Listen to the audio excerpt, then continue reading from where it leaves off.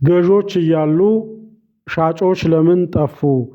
በኢትዮጵያ የሰነደ ሙዓለ ንዋይ ገበያ የአቢሲኒያ ባንክን አክሲዮኖች ለመግዛት ፍላጎት ያላቸው በርካታ ኢንቨስተሮች እያሉ የአቢሲኒያ ባንክን አክሲዮኖች ለመሸጥ ፍላጎት ያላቸው ኢንቨስተሮች ለምን ጠፉ? ሰላም ሰላም! የተወደዳችሁና የተከበራችሁ የብርሃን ፋይናንስ ቤተሰቦች በያላችሁበት ሰላማችሁ ብዝት ይበል እያልኩኝ ሁላችንም እንደምናስታውሰው በትናንትናው ዕለት አቢሲኒያ ባንክ ስድስተኛ በመሆን በኢትዮጵያ የሰነደ ሙዓለ ንዋይ ገበያ ሜን ቦርድ ላይ ሊስት ተደርጓል። ሊስት በተደረገበት በትናንትናው ዕለትም ጥሩ የሚባል የገበያ እንቅስቃሴንም እንዳስተናገደ እናስታውሳለን። በዛም እስከ 3000 ብር ድረስ የአክሲዮን የገበያ ዋጋ የተሰቀለበትና ጥሩ የሚባል የገበያ እንቅስቃሴ የታየበት የመክፈቻ ቀን እንደነበር፣ ነገር ግን ዛሬ በኢትዮጵያ የሰነደ ሙዓለ ንዋይ ገበያ የአቢሲኒያ ባንክን አክሲዮኖች ለመግዛት ፍላጎት ያላቸው የገበያ አካላት ኢንቨስተሮች ቢኖሩ እንኳን የአቢሲኒያ ባንክን አክሲዮኖች ለመሸጥ ፍላጎት ያላቸው ኢንቨስተሮች አልታዩም።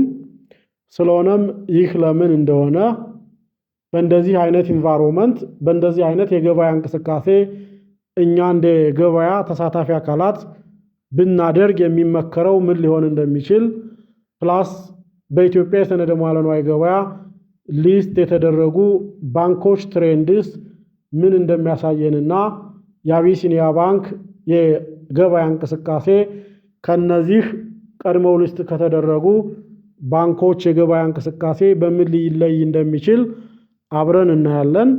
ስለሆነም ሁላችሁም እስከ ቪዲዮ ፍጻሜ ድረስ አብራችሁኝ እንድትቆዩ እንዲሁም ለቻናሉ አዲስ ከሆናችሁ ቻናሉን ሳብስክራይብ በማድረግ ተጨማሪ የፋይናንስ የኢንቨስትመንትና የካፒታል ማርኬት መረጃዎች ሲለቀቁ እንዲደርሷችሁ እንድታደርጉ በአክብሮት ጋብዛለሁ።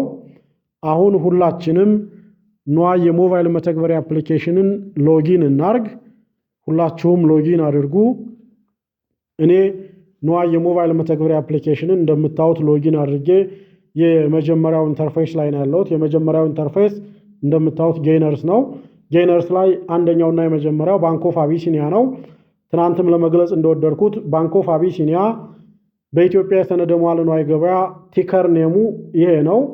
ቢኮዝ በርካታ የሆኑ ተቋማት ነገ ከነገ በኋላ ሊስት እየተደረጉ ሲመጡ በቀላሉ እዚህ ላይ ሰርች ለማድረግ የግድ የሁሉንም ተቋማት ቲከር ኔም ማወቅ መለየት መቻል በእጅጉ ጠቃሚ ነው ብዬ አስባለሁ። ስለዚህ መፈለግ ስትፈልጉ በቀላሉ ቲከር ኔሙ ካወቃችሁት እዚህ ጋር ሰርች ብታደርጉት ከበርካታ ሊስት የተደረጉ ተቋማት መሃል በቀላሉ ፊልተር ማድረግ የሚቻልበት እድል ይኖራል ማለት ነው። ስለዚህ በሰነደ ሙዓለ ንዋይ ገበያ የሁሉም ሊስት የተደረጉ ተቋማት ቲከር ኔምን አንደርስታንድ ማድረግ የሚመከር ጥሩ የሆነ ጉዳይ ነው።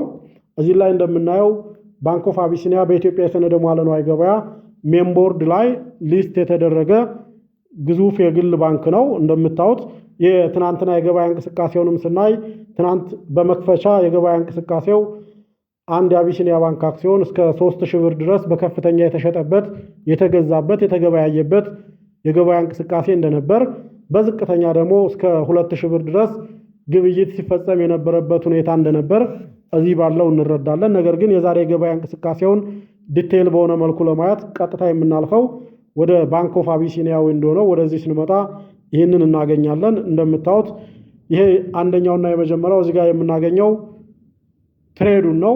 ትሬድ እንደምታዩት 0 ይላል። ነምበር ኦፍ ትሬዱ 0 ነው። በዛሬ የገበያ እንቅስቃሴው አንድም የአቢሲኒያ ባንክ አክሲዮን አልተገዛም፣ አልተሸጠም። 0 ነምበር ኦፍ ትሬድ ነው። ያ ማለት ምንም አይነት አክሲዮኖች የባለቤት ለውጥ አልተደረገባቸውም። 0 ቮሊዩም ይላል። ሊኩዊድ የሆኑ አክሲዮኖች የሉም ማለት ነው እዚህ ላይ እንደምንረዳው ሁላችንም። ነገር ግን በዛሬው የገበያ እንቅስቃሴ ትሬዱ 0 መሆኑ ብቻ ሳይሆን በገበያ እንቅስቃሴው ገዦች እንጂ ሻጮችም ጭምር ጠፍተው የዋሉበት የገበያ እንቅስቃሴም እንደነበር እዚህ መተን ማየት የምንችልበት እድል በእጅጉ ሰፊ ነው። ይሄ ስትመጡ እንደምታዩት እዚህ ላይ ገዢዎች ናቸው። የአቢሲኒያ ባንክን አክሲዮኖች ለመግዛት ፍላጎት የነበራቸው ግዢን ለመፈጸም ኦርደር ያደረጉ ቢድ ያደረጉ ኢንቨስተሮች ናቸው እነዚህ። ነገር ግን ሽያጭን ለመፈጸም የሽያጭ ኦርደርን ሴት ያደረጉ አስክ ያደረጉ ኢንቨስተሮች እንደምታዩት የሉም። ይሄ የገበያ አለመመጣጠንን ይፈጥራል።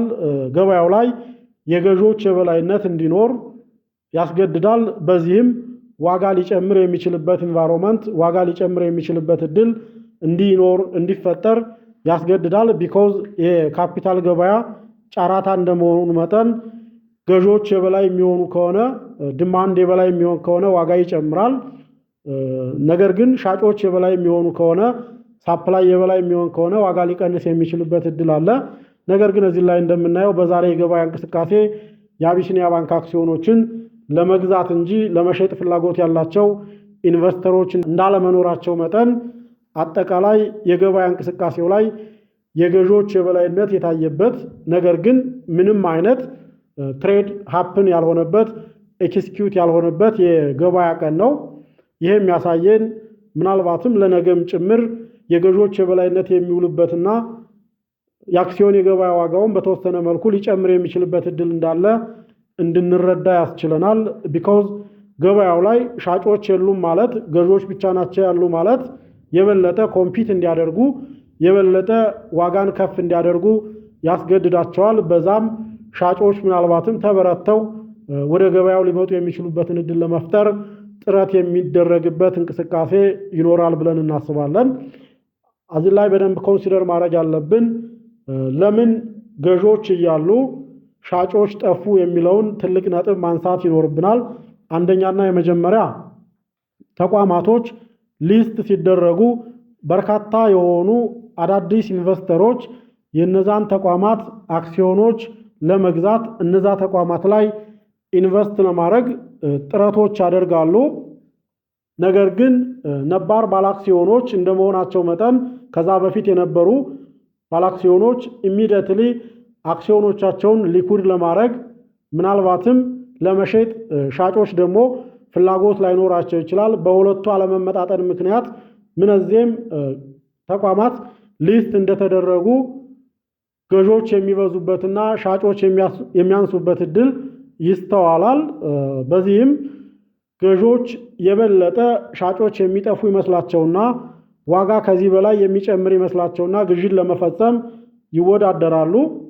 አትዘሴም ደግሞ ሻጮች የገዢዎች የበላይነት ገበያው ላይ መኖሩን እርግጠኛ እንደመሆናቸው መጠን ዋጋው ከዚህ በላይ ሊጨምር የሚችልበት እድል ይኖራል በሚል ሴንስ በሚል ፐርሴፕሽን አክሲዮኖቻቸውን አምጥተው ለመሸጥ ፍላጎት አያሳዩም። ቢኮዝ ሻጮች ከሌሉ ገዢዎች ብቻ የሚሆኑ ከሆኑ ዋጋው ከዚህ በላይ ይጨምራል የሚል አንደርስታንዲንግ ስለሚኖራቸው ፐርሴፕሽን ስለሚኖራቸው ኢሚዲየትሊ ሽያጭን ለመፈጸም ወደ ገበያው አይመጡም። በዚህም የገዢና ሻጭ ምጥጥን ገበያው ላይ ባላንስ ላይሆን ይችላል፣ ላይስተዋል ይችላል። ምናልባትም ተቋማት ሊስት እንደተደረጉ ገዢዎች እንጂ ሻጮች በዛ ልክ የማይበዙበት እድል እንዳለ እንረዳለን ማለት ነው። ይህንን እንግዲህ ከአባይ ባንክም ከአዋሽ ባንክም ትሬንድ ማየት እንችላለን። ሁላችንም እንደምናስታውሰው የአዋሽ ባንክም ሊስት በተደረገበት ሞመንት ዋጋው እስከ 3100 3200 ብር ድረስ ደርሶ የነበረበት ሁኔታ አፍተር ዊክ ግን ወርዶ የነበረበት 2290 ብር ድረስ ሲሸጥ የነበረበት ኢንቫይሮንመንት እንዳለ አሁንም ቢሆን ለረጅም ጊዜ 2500 2600 አካባቢ እየተሽከረከረ ያለበት እድል አለ። የአባይ ባንክ ትሬንድንም ብናነሳ ዘሴም ነው።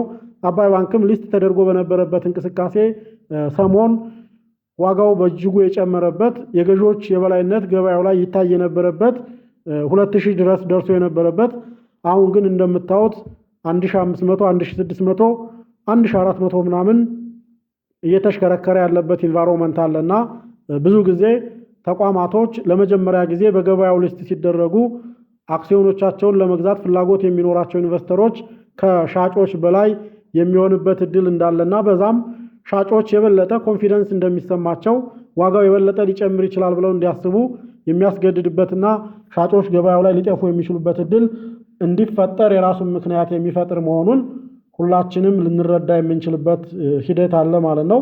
ስለዚህ እንደዚህ በሆነ ኢንቫይሮንመንት እኛ እንደ ካፒታል ገበያ ተሳታፊ አካላት ምን ብናደርግ ይመከራል የሚለው ብዙ የሚባሉ ትሬንዶችን መውሰድ በእጅጉ የሚመከር ሆኖ ነገር ግን እንደዚህ የገበያ አቅጣጫው ወዴት ሊሄድ እንደሚችል ባለየለት ኢንቫይሮንመንት ግን ግዥና ሽያጭን መፈጸም ያን ያክል የሚመከር አይደለም።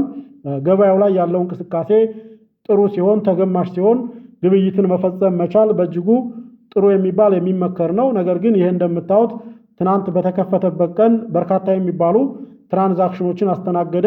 ነገር ግን ዛሬ በሁለተኛው ቀን ምንም አይነት ትሬዶች ሀፕን አልሆኑም።